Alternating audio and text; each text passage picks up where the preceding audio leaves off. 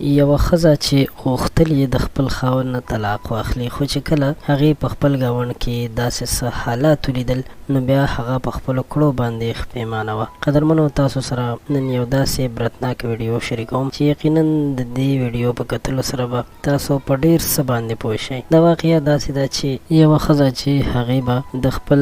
ګاونډي او د هغه د ښځې مینه لیدله، او دا مینه به هر وخت داسې لیدله چې کله به دا کار ته تلو، یعنې خاوند به یې کار ته تلو، نو ښځې به ورسره په ډېر ښه انداز سره خدای پاماني کوله، او دوی به دا هر څه د خپل کور د چت نه لیدل. خو دوی بیا د هغې په مخالفت کې، یعنې د هغې مطابق د خپل خاوند نه شکایت لرلو، او داسې فکر یې کولو چې ګینې خپل خاوند مې ما سره زیاتې کوي، نور خلک څومره په مینه محبت باندې زندګي تېروي، خو موږ ته وګوره موږ په کوم حالت کې ژوند تېروو. دې د خپل خاوند نه شکایتونه ولګول او خپل خاوند نه یې د طلاق غوښتنه کوله چې خاوند مې ما سره مینه محبت نه کوي. خاوند یې ورته وویل چې اخر چل څه شوی، ته ما ته ووایه چې زه تا په هر څه باندې پوه کړم. ښځې ورته وویل چې ته هغه پلانکي کور والاو ته وګوره څومره مینه کوي. خاوند یې ورته وویل چې یوه ورځ به ما ته داسې وکړو چې د هغوی به په داسې وخت کې اندازه واخلو، تماشه به یې وکړو چې د ماسخوتن وخت وي، نو چې د دوی د کور حالت څنګه دی. کله چې دوی ماسخوتن وخت کې د هغوی د کور دیوال ته نږدې ورغلل، نو هغه ښځه او خاوند په جنګ